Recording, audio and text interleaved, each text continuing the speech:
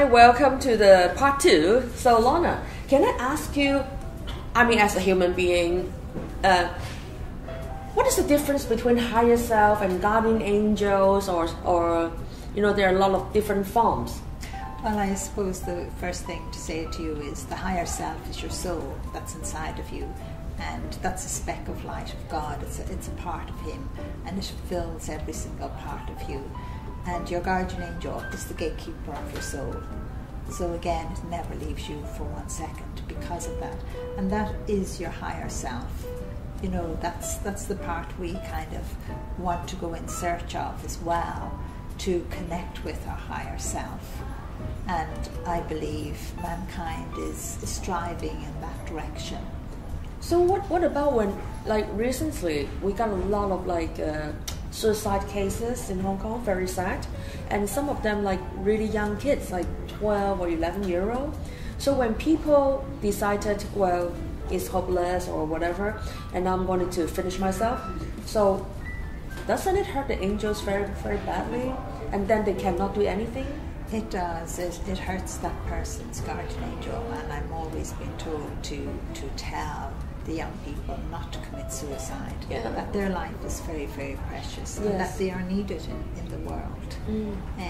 I would have heard a lot from young people who would say to me, Lorna, why didn't you write these books before now? Then my friend wouldn't have committed suicide. Then my friend would have known they had a guardian angel and that they weren't alone. And again, I think that's important. The guardian angel does everything. If somebody was thinking of committing suicide and they were your friend, you can be sure at times you will be getting feelings that maybe, I should be a bit nicer to them, or maybe I should take a little time with them. And lots of times we ignore those, and we shouldn't, because they're thoughts that our guardian angel is putting into our mind to help someone else, but we ignore them. It's like when you're going for a walk and you've planned out your journey and you say exactly which way you're going to go, and suddenly the thought comes into your mind when you're on your journey to go right, and a lot of the time we don't. We continue on, and maybe something happened down the road, and that would have been your guardian angel trying to help you to avoid what would happen if you stayed on your plan in that way. It's like a young woman I sat beside. I was in America at a hotel doing a talk, and I was sitting outside. There was another talk on, and this young woman sat down beside me. I think she was about 30. She didn't know who I was. She wasn't coming to my talk, so she knew nothing about me. And out of the blue, she just started talking about when she was a child, 11 years of age. And she said she was in the car with her dad, mom, and her sister, and the car went into a skid, and they were on a cliff road. And she said she remembers, holding her breath, and she said, I saw an angel. The angel was in front of the car with its hands on it, like this. She said, we didn't go over the cliff. She believes it was the angel slowing the car down, helping it to go in another direction so it wouldn't go over the cliff. And she just then looked at me when she finished telling the story, and she said, I've never told anyone that before. So there's lots of evidence out there in the world. You will hear people's stories of where something happened or where they believe they saw an angel. But an angel always gives a human appearance. It's okay. It's a hotel, so what can you do anyway? Not much. So, and I also heard that there's a lot of unemployed angels that we can actually ask them, hey, can you give me some help? Is it true? It is. This is very funny. It is, and I call them unemployed angels. Unemployed. Because sorry, we find it funny, but well, they're always looking, for a man, woman, or child to employ them. to ask for them to come into your life to help you with the everyday trivial things. It could be you're getting ready for a party or something like that, and you just say, right, Unemployed Angel, I need a helping hand that I get through all of this. Do they mind? and they do help, like, because I have seen them helping. I've seen them helping, a mother with children. I have seen them helping, people carrying stuff. Like I know I told the story last night about the old lady. It was just that she gave such a big smile afterwards, and I had asked the Unemployed Angel, does she know you're helping her carry the bag? Because it was a fun bag, and this elderly lady, nearly 80, it was like as if, she could have swung it up and down as if it was real, real light. And the Unemployed Angel said, yes, she asked me to help. And the Unemployed Angel said, yes, I'm making the bag lighter for her so she can carry it. Actually, I tried last night. Did you try it? Yeah, because Santa told me that. She said, Yeah. Lorna actually told us about the Unemployed Angels. I said, what can they do for us? They said, especially like when you're carrying heavy stuff. So I was carrying some heavy stuff, and I was so tired last night. So I said, is there any Unemployed Angel that can help me lift my stuff a little? And you managed, I hope. You did. And then I started to feel it. Is it lighter? I think so, actually. But I find recently, especially as I'm getting older and older, when I was a younger woman, I don't feel the security I feel now. And now I really feel like I'm protected all the time. There is the Christ energy, and then there are angels, and I got the higher self to protect me, and I do feel very safe and secure. Well, that is because you believe. Yeah, I think so. You believe, and it is faith. And I suppose that's what I'm doing is telling people so they can start to believe. Yeah, and because I'm a trainer myself, I'm a speaker, and I always I think if people can see the angels or feel the angels, or they learn how to communicate with the angels, they won't feel so alone, and they won't feel so hopeless. I guess, I don't know. I guess when people commit suicide, they actually feel hopeless, and there is no love, or there is too difficult. If they can feel the angels, they may stay and communicate with them and feel less lonely. Isn't it? Well, that's what it is. When someone does commit suicide, they just feel so desperate. They're in such a dark place, and they do feel alone. And I think that's why it's so important to let them know they have a guardian angel, so they can feel that energy, so that they can feel that hope. So that they can feel more positive in themselves and know that they're loved. And that will help them to realize that their family does love them. That somebody in work actually loves them and cares for them. It is that we lack showing each other that we love each other and care for each other. Like last night, I asked the audience, and I was told, no, you don't ask audience in Hong Kong to give each other a hug and say, I love you. But the angel said I was to do this. Just go ahead. So I went ahead and I said, now I want you to all stand up and do this. And everybody did it. And the energy and the happiness and joy, that's what a guardian angel does for you. That's what the angels do for you. They lift the higher self and give you all of that. And it just rose in the room like anything. Every man and woman stood up, and everybody made sure nobody was left out. Wow. Giving that hug and saying, I love you. Even you those, mean give even a hug those, and say I love you at the same time? Oh yes. I'm not sure whether I can do that. I love you.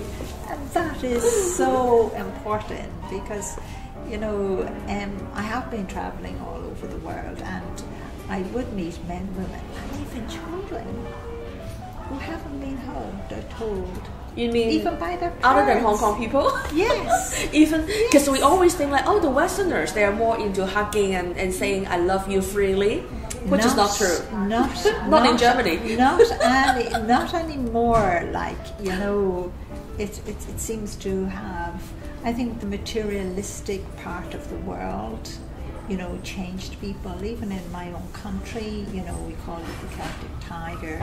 You know, people got greedy and selfish, and they even taught children to be that way.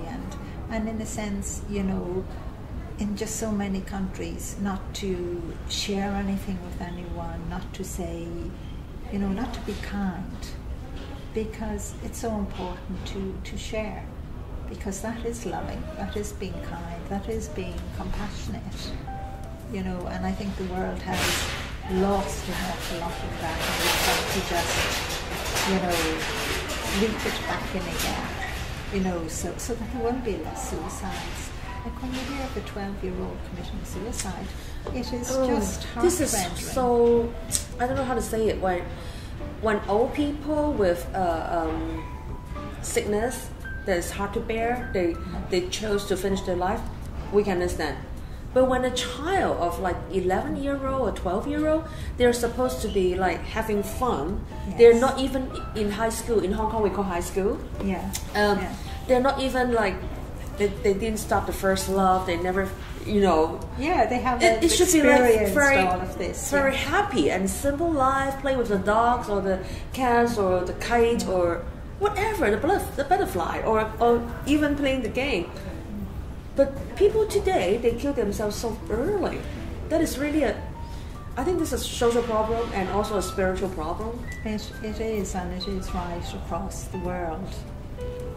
But those children, you know, they may have all the material things around them, but if the parents and their friends kill and a all lot of other us things don't have the time, if we're so wrapped up in making money and feeling you have to have all these material things, none of them, those materials are important when you lose a loved one, when a child commits suicide.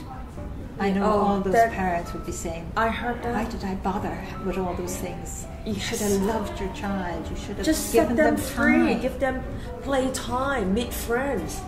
Yeah, you should have. I'm so glad that when I was a kid, because my parents were so busy, so they didn't have time for me.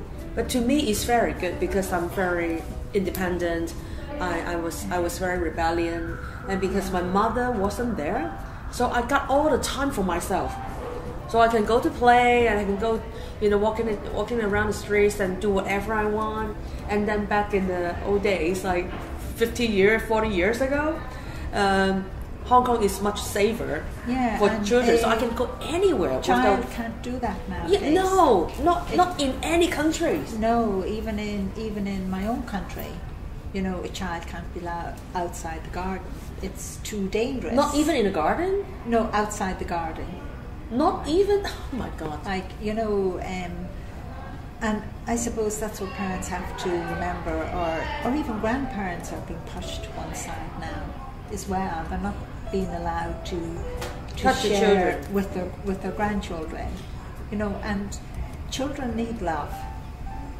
They need to feel, you know, loved and cared for. Like, even though your parents were so busy, there's someone there. But yet there was somebody there, and they gave you the freedom. Different, yes. And it was different. Grandparents and parents are different. Because parents can be very pushy. They so want us to develop and to expand and to, you know, have experience. And be better than them. And be better than parents. But for grandparents, they're just there to love us. I can say a lot about this because I never have any grandparent. So, but luckily my mother was so busy. So my mom was very stern. Like, she's really strong, and because she was so busy, I'm free. But still, there's a hole in me. Like, I wish I could have an auntie or uncle, because in Hong Kong, we moved to Hong Kong in the early 60s. I didn't have anything except my parents, and then my parents are away. So all I have was time. It's time. But you were a strong person. You have to remember, not every child is as strong as another child. Sometimes a child takes longer to become strong. longer to become strong-willed, longer to I think I'm strong as a little kid. Oh, you were. That was obvious, and it was very obvious your guardian angel and the other angels were entertaining you, even though maybe you were not aware of it, in that way, but they were looking after you and protecting you. And now you say that, I think I remember some moments, even when I was alone, there are things that really make me laugh. I think they're doing something. Definitely. Okay. I'm sorry. Okay. Go on. No, what were you So say? actually, what can we ask the angels to help us? I know one thing for Hong Kong people: don't ask your angels to give you money. Okay, it's not going to work. So what can we ask them to work? How can we work with them or to communicate with them? Or I think the first thing you do is just say to yourself, right, I have nothing to lose in believing I have a guardian angel, and I'm going to give it a go for the next, say, 3 months, something like 3 that. months, yes. Just say 3 months, and maybe the first thing you do maybe is ask your guardian angel for a sign, but keep it small. Not something like you want to win the lotto or so, Forget it. Forget it, exactly. Forget it. If that works, we'll be like billionaires. Exactly. But it doesn't. They encourage you to get a job. They will help you that way, but you have to work to earn your money. It's only a few that win the lotto, I'm afraid. There's not a lotto for everyone in that way. But ask your guardian angel for a sign. And again, it could be a feather. Again, you could ask for flowers, or you could ask for a butterfly, or you could ask for someone to give you a smile. You could ask for, umpteen different things, but small things. But remember, if you ask for a flower or something small, even a feather, a child could hand it to you. And adults have this terrible habit of a child handing you a tiny wild flower, kind of saying, oh, thank you, lovely, and then when you walk along, you drop it, because that's not good enough. You wanted a big flower from your guardian angel. But sometimes it's hard for your guardian angel to get you to give you, that big flower that you might be looking for. But a child will do, a young child will always do what its guardian angel asks it to do. And if a guardian angel, when you were walking through the park or down the road, said to a child, pull that little flower and give it to that lady there, the child will run over and give it to you and won't ask any questions. Where the adult, I'm afraid, will say, what's in it for me? Why should I do that? When your guardian angel puts a thought into your mind. And one other thing to remember is your guardian angel can help you in everything in your life. You just ask for the help. You just talk to your guardian angel like you're talking to me. And you can give out as well. You can complain. You can do all of that, because remember, your guardian angel is your best friend. It's your companion. It's right there with you all of the time. I remember when I was in a very low time, very, very low time. I lost my job for 5 years. I didn't know what to do. I was having a depression. And one evening, I was looking down the balcony and I was thinking, oh my God, how am I going to get out of it? And I didn't know that there are another 5 years. And I heard a voice that told me that everything is fine. Everything is just fine. So clearly from my right ear, it says, everything will just be fine. And the voice repeat twice, because I cannot say it's a she or a he. I just heard like, everything is fine. Everything is just fine. And I even answered back like, how could that be fine? I didn't have a job for 5 years. It's not so fine. And it was a very interesting experience. Well, that was your guardian angel talking to you, letting you know that everything will be fine. Well, Lorna, no matter how long it took. Yes. But look at where you are today. Interviewing you. Exactly. Oh, I'm sorry. we really ran out of time. So 40 minutes is really not enough. And I really look forward for your next coming to Hong Kong so we can do a much longer interview. Yeah, and I look forward to that. I'm afraid we have to say goodbye now. Yes. Bye. Thank you. Bye-bye.